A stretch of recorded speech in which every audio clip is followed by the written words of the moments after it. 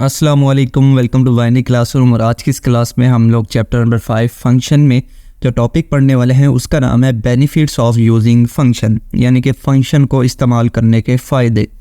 बहुत फ़ायदे हैं, ठीक है, नुकसान इसका कोई भी नहीं है, तो इसके फ़ायदे ही फ़ायदे हैं। तो वही फ़ायदे हम लोगों ने पढ़ने हैं।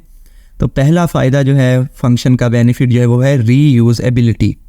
तो रीयूज़एबिलिटी का मतलब ये होता है कि जब भी आप कोई एक मरतबा चीज़ बना लें और उसको बार बार इस्तेमाल कर पाएँ, यानी कि एक मरतबा मेहनत करके आपने कोई चीज़ बना ली, अब आप क्या कर रहे हैं, उसको बार बार इस्तेमाल कर रहे हैं। जैसे किसी ने एक मरतबा मेहनत करके कोई नोट्स बना लिए, कोई बुक लिख ली, तो उसकी सिर्फ मेहनत एक मरतबा ही लगेगी। अगर उसको उसकी मल्टीपल कॉपीज़ चाहिए तो वो क्या करेगा, उसको जस्ट प्रिंट आउट करता रहेगा, फ़ोटोकॉपी करता रहेगा और उसकी मल्टीपल कॉपीज़ जो है वो तैयार होती रहेंगी। लेकिन यहाँ देखें, मेहनत उसने एक मरतबा की उसको लिखने की, बाद में तो उसने जस्ट कॉपी की और फ़ोटोकॉपी करता रहा और उसकी चीज़ जो है वो बनती रही जितनी उसने कॉपी लगाई। इसी चीज़ को कहते हैं रीयूज़एबिलिटी। तो यहाँ फंक्शन का भी सबसे जो मेन काम यही है, वो इसी चीज़ पे फोकस करता है कि आपका जो कोड है, जो आपने स्टेटमेंट्स लिखी हैं, वो रीयूज़ हो सके। ठीक है, कि आप एक मरतबा मेहनत करके एक अच्छा खासा कोड लिख लें, 10 लाइनों का, 15 लाइनों का, इवन 100 लाइन्स का, फिर आपको अगर वही कोड इस्तेमाल करना है तो आपको दोबारा लिखना ना पड़े, आप उसी कोड को इस्तेमाल कर पाएँ। तो ये फंक्शनैलिटी प्रोवाइड करता है आपको function.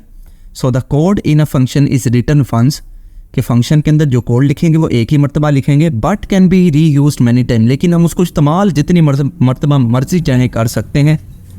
It allow the user to execute the same statement multiple times.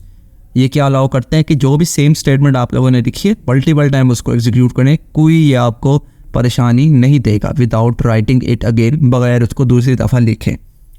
दूसरे नंबर पे है separation of task. Separation of task का मतलब ये होता है कि मान लो कि आपका एक फंक्शन दो वैल्यूज़ को ऐड कर रहा है, यानी कि सम कर रहा है, उसी के बरक्स एक दूसरा फंक्शन है जो दो वैल्यूज़ को माइनस कर रहा है, सब्ट्रैक्ट कर रहा है। एक तीसरा फंक्शन है जो दो वैल्यूज़ को मल्टीप्लाई कर रहे हैं। तो यहाँ देखें तो हर फंक्शन अपना एक अलग-अलग काम कर रहा है, तो इसी चीज़ को बोलते हैं सेपरेशन ऑफ टास्क।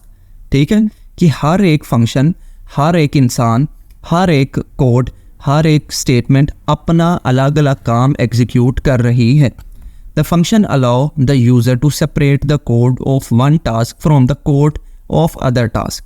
बाकी सारा कोड क्या काम कर रहा है उसका उससे कोई सरोकार नहीं, वो फंक्शन क्या काम कर रहा है उसका ताल्लुक सिर्फ उसी से है, उसने वही काम करना है और उसकी छुट्टी। ठीक है, it become easier to find the error.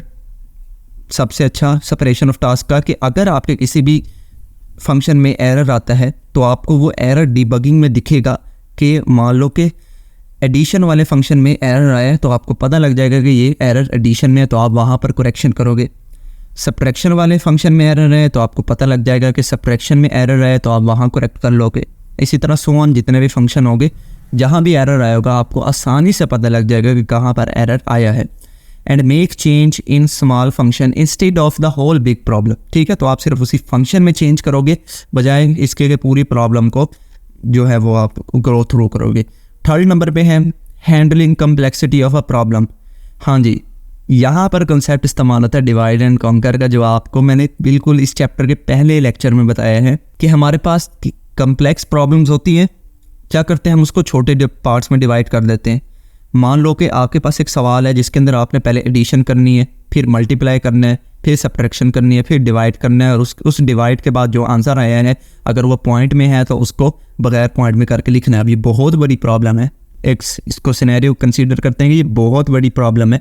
अब आप इस प्रॉब्लम के लिए क्या करोगे, छोटे छोटे फंक्शंस बनाओगे। अगर एक एडिशन का फंक्शन बना लिया, फिर एक सब्ट्रैक्शन का, एक मल्टीप्लिकेशन का, फिर डिवाइड का, फिर एक ऐसा फंक्शन जो उसके पॉइंट्स को ख़त्म करता हो डिवीजन के बाद, तो ऐसे फंक्शन बना लिए। अब वन बाय वन उसको बस कॉल करते रहेंगे, उसको वैल्यू पकड़ाते रहेंगे, कॉल करते रहेंगे, वैल्यू पकड़ाते रहेंगे, तो वो कम्प्लेक्स प्रॉब्लम जो है वो छोटे छोटे पार्ट्स में सॉल्व हो के हमारे पास मुकम्मल रिजल्ट एट द एंड आ जाएगा।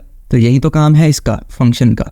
The use of function reduce the complexity of a problem. ठीक है, कैसे रिड्यूस करते हैं बता दिया अभी मैंने। Function divide the program into smaller units. कैसे स्मॉलर यूनिट में डिवाइड करता है वो भी बता दिया। It is easier to find the error and make change in the small function. अगर कोई आपका फंक्शन मान लो सही से काम नहीं कर रहा तो वो नाम आपको डिबगर में मेंशन हो जाता है कि यहाँ इस फंक्शन में एरर है, तो इसको जाके करेक्ट करें। तो हमें सिर्फ वही फंक्शन देखना पड़ेगा, ना कि पूरा कोड देखना पड़ेगा। Instead of the whole big problem any change in a function does not effect other parts of the program. जो वो फंक्शन में जिसमें प्रॉब्लम आई है बस आप उसी का काम है, आप उसको ठीक करें, बजाय इसके कि आप पूरा प्रोग्राम ठीक करें। नहीं, वो आपकी सरदर्दी नहीं है, आपने सिर्फ उस फंक्शन को ठीक करना है। फोर्थ नंबर पे है रीडेबिलिटी। रीडेबिलिटी का मतलब होता है कि कोई चीज़ आपको आसानी से समझ आ रही है, पढ़ने के बाद समझ आ रही है। जैसे कि आपका कोई कोर्स है, वो कोर्स के आपको कंटेंट दिया जाता है कि ये चैप्टर हैं, इसके अंदर ये टॉपिक है, हर टॉपिक एक दूसरे से लिंक होता है, एक तरतीब में चीज़ें चल रही होती हैं, तो आपको रीडेबिलिटी ज़्यादा होती है, बजाय इसके कि मैं आपको ऐसे ही कोई रैंडम टॉपिक दे दो और मैं कहूँ ये आपका सिलेबस है, आप कहोगे यार इसका चैप्टर ही नहीं है ना, इसका कोई टॉपिक समझ में आ रहा है, मुझे पता ही नहीं लग रहा कौन सा टॉपिक पहले चैप्टर में है, कौन सा दूसरे चैप्टर में है, तो वो वहाँ पर रीडेबिलिटी नहीं रहती। तो रीडेबिलिटी कहते हैं इसके जो आपके पढ़ने की जो स्ट्रैटेजी है, जो समझने की स्ट्रैटेजी है, उसको आसानी से समझ सके, उसको इम्प्रूव कर सके। तो the use of function improve the readability of the program. अगर आपने फंक्शन बनाए होगे, अब हर फंक्शन का क्योंकि यूनिक नाम होता है, तो आपके प्रोग्राम में आपको इतने सारे फंक्शन दिख रहे होंगे, लेकिन वो आपके लिए रीडेबल होंगे क्योंकि आपको पता होगा कि इस फंक्शन का जो नाम है तो इसका काम क्या है। ठीक है, each function contain the code to solve a specific task. हर फंक्शन के पास कुछ ना कुछ स्टेटमेंट्स होगी, कुछ कोड होगा जिसका काम होगा कि ये एग्जीक्यूट करे। It become easier to find the required piece of code from specific function.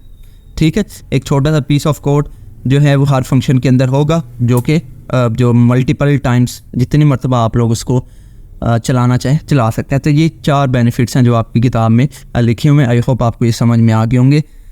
और चैप्टर नंबर 5 ही है, बस इसके बाद हमारी बुक ख़त्म होगी इंशाल्लाह। तो उसके बाद भी हमारे पास बहुत सारा प्लान है कि क्या क्या आगे करेंगे। चैप्टर नंबर 4 के प्रोग्राम्स भी रहते हैं, अभी तक तो रहते हैं जब मैं ये वीडियो रिकॉर्ड कर रहा हूँ, लेकिन अगर आप ये बाद में देख रहे हैं वीडियो तब तक तो अपलोड हो भी चुके होंगे। तो वो प्रोग्राम्स भी करने हमने, क्योंकि वो प्रोग्राम्स जो है पेपर में आते हैं लॉन्ग क्वेश्चन में चैप्टर नंबर 4 से। तो अभी के लिए फ़िलहाल इस वीडियो में इतना ही। होप आपको ये वीडियो समझ में आ गई होगी। अगर वीडियो पसंद आई होगी तो इस वीडियो को लाइक करते जाएं। चैनल को बगैर सब्सक्राइब किए देख रहे हैं तो चैनल को भी ज़रूर से सब्सक्राइब करें। मिलते हैं किसी नेक्स्ट वीडियो में, तब तक के लिए अल्लाह हाफिज़।